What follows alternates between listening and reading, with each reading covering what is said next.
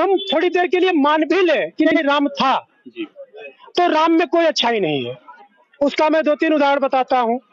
हम कह रहे हैं, लेकिन लोग तो उन्हें पुरुषोत्तम बताते हैं। वही मैं कह रहा हूँ, पुरुषोत्तम राम नहीं है, पुरुषोत्तम जो है वो रावण है। किसी की बहन को अगर छेड़ा जाए, यहाँ इतने लोग करे हैं, अगर किसी की बहन को छेड़ा जाए, कौन ऐसा भाई है कि अपनी छेड़ी हुई बहन का बदला नहीं लेगा? बिल्कुल सही, बताइए। बहुत अच्छा।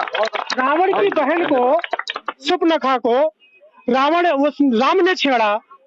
राम से उसने प्रस्ताव रखती है कि मैं शादी करूंगी। राम मना कर देते हैं कि मैं शादीशुदा हूँ, लक्ष्मण से पूछ लो। लक्ष्मण के पास जाती है।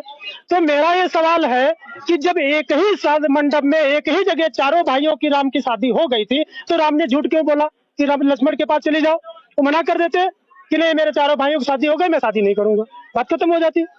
झूठ बोला पहली बात। तो झूठा आदमी पुरुषोत्तम नहीं हो सकता है।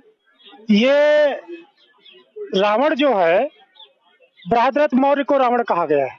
Very good. बृहद्रथ मौर्य जी, बृहद्रथ मौर्य के पहले जो 10 राजा हुए हैं, हमारे 10वें राजा बृहद्रथ मौर्य थे। बृहद्रथ मौर्य की हत्या पुष्यमित्र शुंग ने की। पुष्यमित्र शुंग ने हत्या करने के बाद वो वहां का शासक बना अयोध्या का। अयोध्या का नाम पहले जो साकेत था, वो हत्या करता है पाटिलपुत्र में, जो आज पटना है। जी। पटना में हत्या करके वो भाग करके आता है साकेत। साकेत में उसको कोई युद्ध करने वाला नहीं मिलता है, उसको लड़ाई करने वाला कोई नहीं मिलता है, तो इसलिए उस साकेत का नाम बदल कर रखता है अयोध्या। अयोध्या का मतलब कोई योद्धा लड़ने वाला नहीं। अयोध्या। अयोध्या में आज भी अगर जो लोग ये कहना चाह रहे हैं अयोध्या शुरू से है, तो उनसे मैं आज भी बताना चाह रहा हूँ, बोलगा से गंगा पढ़ ले। दूसरी चीज, आज भी लोग वहां चले जाएं, उस अयोध्या के अंदर फैजाबाद में साकेत विश्वविद्यालय आज भी बना हुआ है। उस अयोध्या में जो नदी बहती है, सरयू नदी बताते हैं जी। क्योंकि मैं सीतापुर का भी रहने वाला, एक घर मेरा सीतापुर भी है। सीतापुर में चलहरी घाट पड़ता है। नेपाल से दोनों नदी आई है, घाघरा भी और वो शारदा भी। चलहरी घाट पर दोनों नदियों का मिलान होता है, वो घाघरा बनती है। शारदा उसमें घाघरा में विलय हो जाती है, वो घाघरा बनती है। अयोध्या जाते हैं तो वही घाघरा अयोध्या में सरयू हो जाती है, और सरयू के आगे जाएंगे जब गोरखपुर की तरफ, वही सरयू फिर घाघरा हो जाती है। केवल 4 किलोमीटर में वो केवल सरयू रहती है। सरयू इसलिए रहती है, जब पुष्यमित्र शुंग जब पाटिलपुत्र में हत्या किया, बृहद्रथ मौर्य की हत्या करने के बाद जो शासक बना, शासक बनने के बाद जो हमारे बौद्ध भिक्षु थे, उन बौद्ध भिक्षुओं का वो कत्लेआम करने का आदेश दिया, और उसने रखा कि जो एक बौद्ध भिक्षु का सर लाएगा उसको 100 सोने की मुद्राएं दी जाएंगी। तो बड़े पैमाने पर लोग सर कटने लगे, तो सर की डालने की समस्या हो गई। तो बगल में जो घाघरा बहती, तो जो काट के सर लाए जाते थे, गिनती होती थी, गिनती होने के बाद सारे सर वहां बहा दिए जाते थे। जहाँ सर नहीं, घाघरा में बहा दिए जाते थे। जहां से वो खून बहते हुए गया हमारे बौद्ध भिक्षुओं का, जहां जहां तक खून बहते गया वही सरयू। सरयू का मतलब सर कलम किया, उयो उसमें डाला, सरयू, उसको कहा गया सरयू। तो जो राम है, उसी के दरबार में जो कवि था वाल्मीकि, तो उस वाल्मीकि ने ही उस पुष्यमित्र शुंग को सामने रख करके राम का पात्र डाला। जिसे आप पिक्चर देखते हैं, पिक्चर में असली हीरो कौन है? अमिताभ बच्चन है, धर्मेंद्र है, लेकिन वही शोले में जया वीरू हो जाता है। असली कौन है?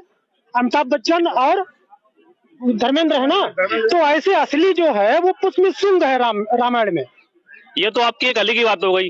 राम ने एक राम सेतु वो बनाया, पुल बनाया था पत्थर पर राम लिखने से। बात पूरी होने जी बताइए।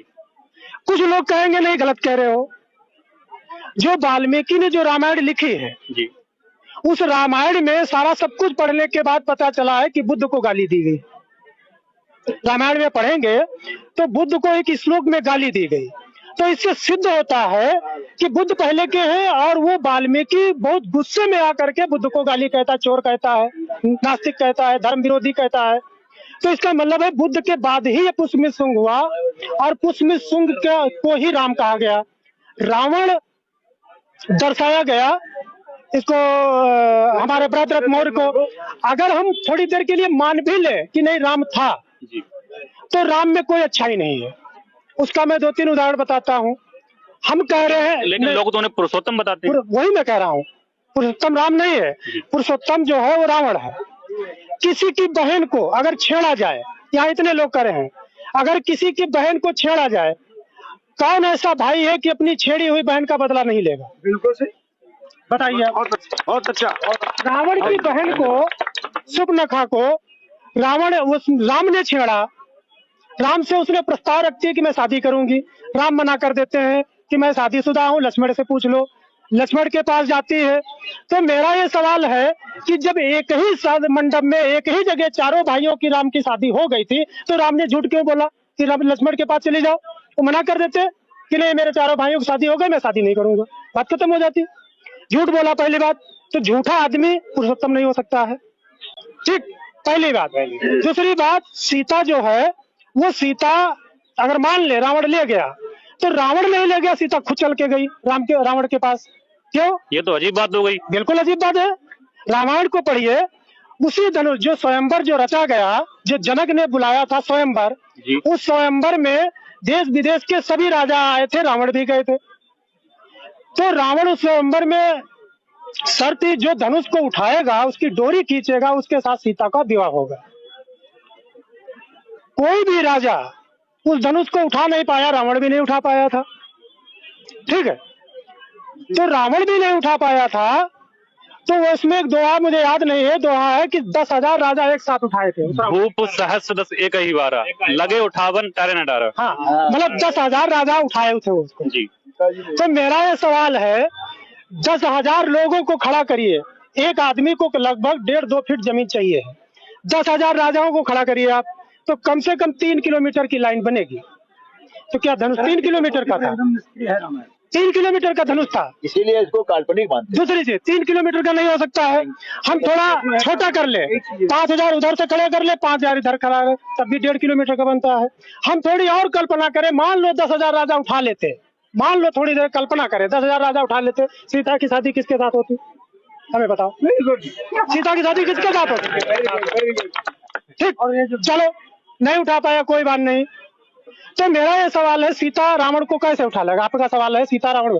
तो मेरा ये कहना है कि जिस धनुष को 10,000 राजा नहीं उठा पाए, उस धनुष को अकेले सीता उठा लेती थी।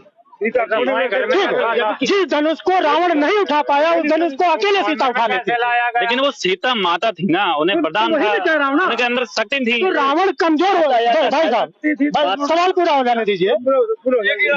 जो रावण जो कमजोर था, सीता बलशाली थी, तो बलशाली को रावण कमजोर रावण उठा कैसे ले गया?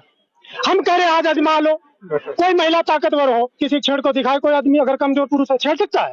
ताकतवर महिला, बहुत सी ऐसी महिला मैंने घटना देखी अपने पति को मारती जो कमजोर है। ठीक है, तो मेरा कहने मतलब कमजोर रावण वो जो बलशाली सीता को उठा कैसे ले गया? मेरा सवाल ये है। तो नहीं उठा सकता ना, काल्पनिक रचा गया है। कई चीजें, दूसरी चीज है, ये जो विजयदशमी का रावण का और चरित्र, विजयदशमी क्यों मनाई जाती है? रावण का चरित्र और सुनिए। सीता को ले गया, अगर मान ले उनके कहने सीता को ले गया, सकुशल अशोक वाटिका में रखा, उसने जेल में नहीं रखा, अशोक वाटिका में रखा और सम्मान पूर्वक रखा कि उंगली नहीं लगाई। सीता जब वापस आई तो राम को संदेह हुआ। राम को संदेह इस बात का हुआ कि इनका जो है चरित्र भंग हो गया है। सीता सुंदर महिला है, तो सुंदर महिला को देख करके रावण रह नहीं पाया होगा, इसके साथ जरूर व्यभिचार किया होगा। तो राम ने कहा कि अग्नि परीक्षा दो, अगर अग्नि परीक्षा में पास हो जाती है तो इसका मतलब ये है कि आप सही हो। अग्नि परीक्षा लिया, अग्नि परीक्षा में राम जो है सीता पास हो जाती है, सकुशल आग से निकलती है, तो इसका मतलब है रावण ने कोई गलत काम उसके साथ नहीं किया। मेरा इसके और कहना मतलब है, राम ने सीता का तो अग्नि परीक्षा ले लिया, राम ने अपनी अग्नि परीक्षा क्यों नहीं दी? क्योंकि अगर 14 साल राम से अगर सीता 14 साल दूर रही, अलग रही है, तो राम भी तो अपनी पत्नी से 14 साल दूर रहे हैं, तो राम को भी तो अपने चरित्र की प्रमाण देना चाहिए था कि मैं भी शुद्ध हूँ। जबकि ये बताता है, रजनीश ओशो का कथन है, अपने भाषण में कहते हैं रजनीश ओशो कि राम अगर अपनी अग्नि परीक्षा देते तो राम जरूर जल जाते। क्योंकि उनको सबरी से प्रेम था। रामायण जो है, क्योंकि कोई भी झूठा, और वो सबरी जो है जंगल की उस समय सुंदरतम स्त्री थी। ये मेरा नहीं है, ये रजनीश ओशो का है। रजनीश ओशो का राम, उसमें सबरी जो है जंगल की सुंदरतम स्त्री थी। सुंदरतम स्त्री जो है उससे प्यार था, और कोई झूठा प्यार में ही खाता है। ठीक है, तो वो अगर राम देते तो जरूर फेल हो जाते। तो उसने रावण जो ले गया अपने जंगल, उसमें रखा सुंदरतम वाटिका में, जिसका मतलब है राम सीता के साथ ले तो जरूर गया, लेकिन कोई अभद्र व्यवहार नहीं किया। अगर किसी महिला को चरित्र के बारे में सीखना है, सम्मान करने वाले में सीखना है, तो वो रावण से सीखना चाहिए। रावण ने कभी अभद्र व्यवहार नहीं किया। ललाई सिंह यादव ने हाई कोर्ट और सुप्रीम कोर्ट से जीत करके सिद्ध कर दिया कि रामायण काल्पनिक है। जिसको सच्ची रामायण पढ़ लेना चाहिए सभी लोगों को। और उन्होंने जीत करके हाई कोर्ट सुप्रीम कोर्ट से कहा कि रामायण जो है वो काल्पनिक है, राम जो है काल्पनिक है। जिस सुप्रीम कोर्ट ने रामायण और राम के विरोध में फैसला दिया, वही सुप्रीम कोर्ट राम मंदिर बनाने के लिए फैसला दे रहा है। फिर सत्ता खेल नहीं क्या है भाई, ये क्या है? ठीक है, तो ये सारा काल्पनिक है। बात है विजयादशमी की। विजयादशमी हमारा कलिंग से जुड़ा हुआ है। अशोक सम्राट ने जो लड़ाई लड़ी थी विजयादशमी के, वो विजय पताका किया था, और उसी की खुशी में हम लोग विजयादशमी मनाते हैं। और इसी विजयादशमी को डॉक्टर बाबा साहब अम्बेडकर 1956 में 14 अक्टूबर 1956 को बौद्ध धर्म को अपनाया था। क्योंकि उस साल जो है वो 14 अक्टूबर को नहीं अपनाए थे, वो विजयादशमी को अपनाया था, क्योंकि उस साल विजयादशमी 14 अक्टूबर को पड़ी थी। बाबा साहब ने ये कहा, बाबा साहब संविधान लिखने के बाद में वो फ्री हो गए थे, किसी भी महीने में वो किसी भी साल मना सकते थे, वो धर्म ग्रहण कर सकते थे, लेकिन इसलिए वो 56 में ही किया, क्योंकि 1956 में विजयादशमी को 2500 वर्ष पूरा हो रहे थे। उस 2500 वर्ष पूरे होने पर उन्होंने बौद्ध धर्म को ग्रहण किया, और उन्होंने बाबा साहब अम्बेडकर ने कहा कि हमारे लोग जो मूल विरासत से, मूल भारतीय धर्म से जो अलग हो गए हैं, जो अलग कर दिए गए हैं, उनको हमको इस विरासत से जोड़ना है। तो विजयादशमी का यही एक मात्र संक्षेप में इतिहास है कि विजयादशमी जो है वो हमारे अशोक सम्राट की जीत के त्योहार है, हमारी जीत का जश्न पर्व है। उनका जो दशहरा है वो विजयादशमी नहीं बताते, वो दशहरा बताते हैं। दशहरा का मतलब दशहरा, 10 राजाओं को हराया, उसका इसी छुपा हुआ है भाई, दशहरा। ठीक है, तो दशहरा वो मनाते हैं, हमारा विजयादशमी है। क्या बात है सर, क्या बात है सर, क्या बात, ये बात है।